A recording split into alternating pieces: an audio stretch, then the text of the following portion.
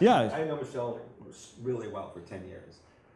And I trust her, and I like her, and she's really good at what she does, right? And then she started doing these videos. And I'm not, like, my partner Ben's a lot younger than me, and it's much easier for him to do any kind of tech or social media stuff, and I haven't done a video yet, right? So I was paying attention to my impression when I popped it open, and it's funny, as well as I know her and like her and all that stuff, I could tell that I liked or trusted her more.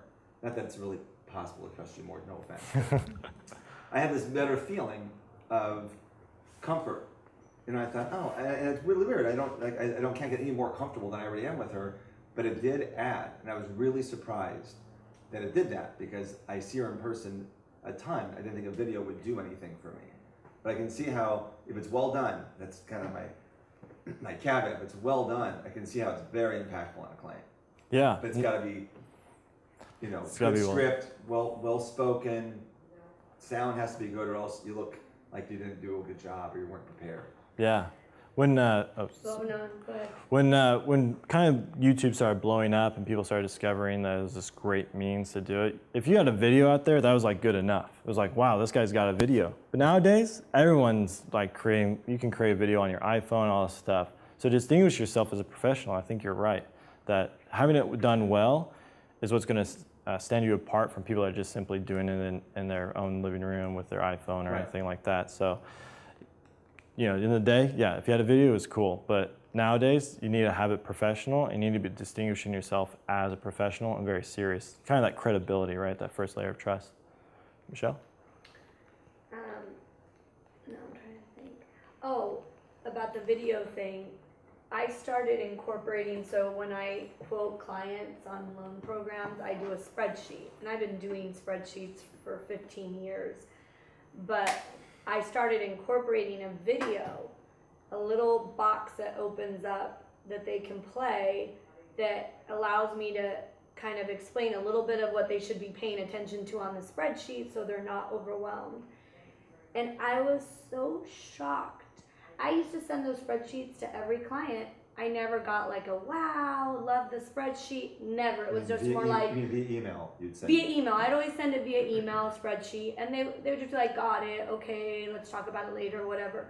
The minute I incorporated the video to the spreadsheet, I can't tell you, I would say 30% of the time now, I get a love the video, thank you so much, oh my God, totally helped me because of the video. Like, it's shocking to me, and it's literally a minute long, and it takes me a minute to do it. I hardly ever have to re-record them. It's just, I just speak off the cuff. It's just shocking, the reaction from my clients. I wasn't expecting that. I was just doing it because I wanted to, but just to see the response from my clients, like, thank you so much for the video, it totally made it clear, or, you know, it just, I believe it because I'm seeing the reaction from my clients.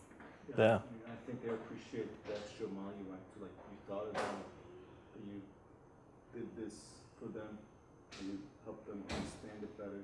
Yes. They appreciate it that you thought of them, like, that's Or took the time. Yeah. That's at the core of it.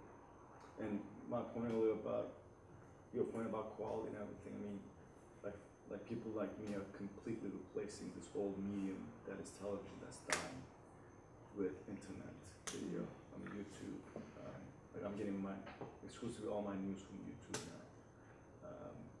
You know, so it's on the way. Television's on the way out. I mean, this is Future. There was This is just a whole article that I read about how Netflix is taking over, like Netflix, Hulu, all of that in terms of television, Yeah, you can because get nobody all the watches content. commercials. You can get all the content you want now, you know, in packaged ways.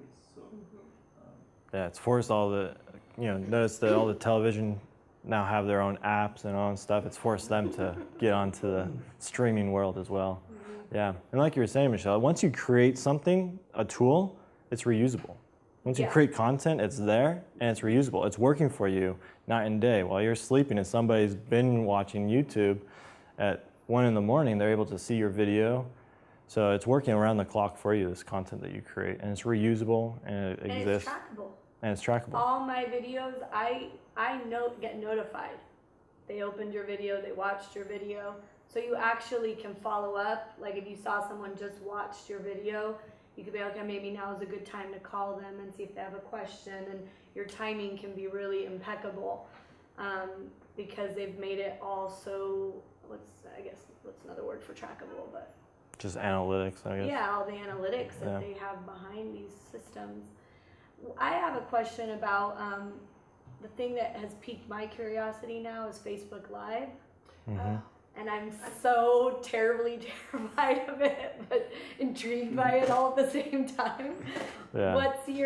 Can you tell us a little bit about Facebook Live? I haven't had a chance to look into Facebook Live quite yet. No, I haven't looked into it quite yet. But Or just live streaming in yeah, general? but live streaming though, yeah, like I said, that last slide, the live streaming, it's just a great way for people.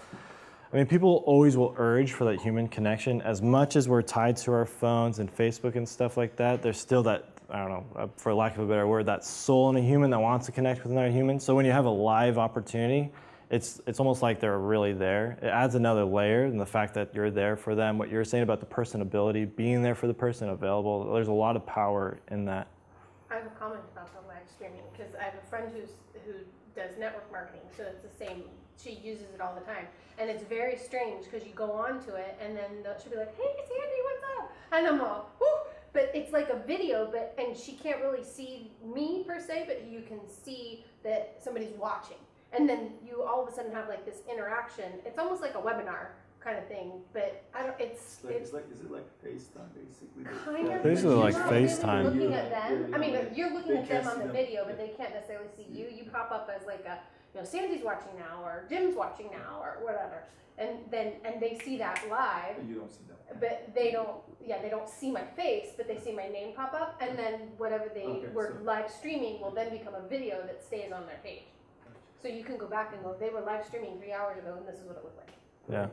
We're all entrepreneurs, so we're always looking for that cutting edge, that next thing. But I think it always comes back to quality, like we talked about. I mean, the last thing you want to do Facebook Live, and you look like you don't look the part, you don't look professional, or the control over the content. Yeah. All those 3 rings of trust, all those principles still apply when it comes to live. So. On Facebook, do you all get are there a lot of videos of real estate information coming up on your Facebook? Is that like dominating your Facebook when you click on the icon? Are there 10 new listings and videos? I wouldn't say it's dominated, but I'm seeing a lot of. Are you? Because I'm not seeing very. Responses. Is there something I get prohibited on Facebook, or is it just because people don't want to invade people's space? It doesn't seem like there's very much information on real estate on my Facebook. Yeah. I've got a few friends who are realtors on Facebook, and they post a couple things, but it's not like, it doesn't seem like it's really used as a marketing tool. I think it's going that I was just gonna I say. can't believe it's not there already. Yeah. Is there something prohibited? Are you able to put anything on your Facebook? Well, here's- The address, the sale, this price, and all that stuff? Yeah. I post everything Because as I saw this public or anyway. close as a picture and a posting, but yeah, you could do it as a video and it'd probably be even more. I wonder if it's just like peer pressure, like don't put my, it's like advertising space. Yeah, well, that's kind of what the whole idea behind the social media is. You have all this free space. It's free for you to post anything. And the idea is there's communities. What used to be like the world of the old offline like network marketing and all that stuff, it's the same principles, it's just moved to a digital realm. So it's about interacting with people and meeting people. And that's why the live streaming is kind of powerful. It's like you're actually meeting somebody, you're actually networking with them. By creating content, you're creating opportunities for people to get connected. And the way that Facebook works, and a lot of other kind of like Google Plus and even just search engine optimization in general works, is it likes to find content that people like. And that's kind of what made Google blow up, is that they found an algorithm that found actual, real, relevant content based on searches. And they do it based on how good the content is, and how they find that is viewership. How popular it is. It's just popularity contents. So for you, you might be seeing, what you're seeing on Facebook is Facebook figuring out what you interact with and trying to predict what you want to see and what you want to buy. And now there's the sponsorship, and now it's even more can get narrowed down based on the the company side. But yeah, it's based on what people interact with, and by doing that, it raises its popularity and more likely to show up on your feed. I've noticed that this has only happened within the last few weeks. When you like something, you click on a like, and all of a sudden it'll have like a new window that'll pop up and a whole bunch of new stuff that relate. Like say you click on Hawaii, click, oh wow, my friend's in Hawaii. You click on that, all of a sudden they've got like these advertisements for Hawaii underneath it. I'm like, oh well, those weren't there 2 seconds ago. Yeah. So And even it's if like you it reads click it on that like fast. a video, I noticed, if you watch a video, then suddenly it drops down any other videos that are similar in content to the one you watch. So if it's about puppies, suddenly it's like 20 puppy videos, cute puppy videos you go watch. That's So what I was probably watching does that this about week. if you do What, a video or anything. social media would you say, I mean, Facebook obviously is huge. What are some of the ones you think people should focus on? It kind of depends on your demographic, and I think Michelle kind of hit it right on the nail, is that Facebook, if you look at the demographic, it sounds like it's right where you want to be. Instagram is huge, especially with the younger generations. If you look at the, kind of like 17 and younger, Facebook's for old people. They're interested in Instagram and other things. Snapchat's really huge even for a younger demographic. MySpace is dead. They've tried to revive it several times. Yeah. That's funny. What about like Google Plus? Google Plus is great. You need to be on Google Plus just because Google's such a monster in the whole search engine world, and they're obviously going to promote their brand first. So they're going to put anything that you put on Google Plus first. So yeah, I always if I put it on Facebook, I'm going to put it on Google Plus just because that's their baby and they're trying to compete with Facebook. But they're not doing very well at it. Correct me That's if what I'm I wrong, was I told. thought Google That- was doing away with Google Plus. That's what I heard. Oh, really? It was failing because it's They're like shifting resources away.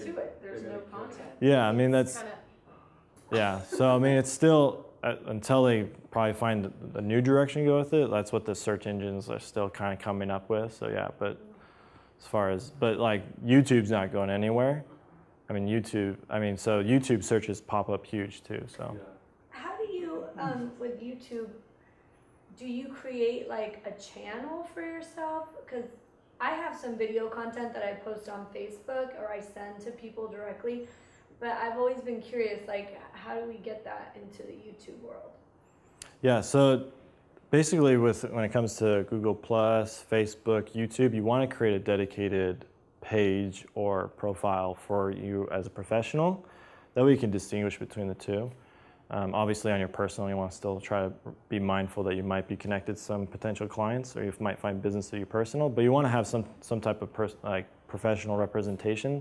So on YouTube, for example, you want to create a channel, and then that channel is kind of like a network, like on a traditional television, and you can put all kinds of content on it. You want to create series. If you want to get really serious about creating a whole entire content campaign, you got to think of like, what are the different series I'm going to do, like Friday's tips, or like here's where all my listings are, my video tours are. You kind of think about different. You can think of it like playlists. You create different playlists on that one channel, and then that allows it to stay in there.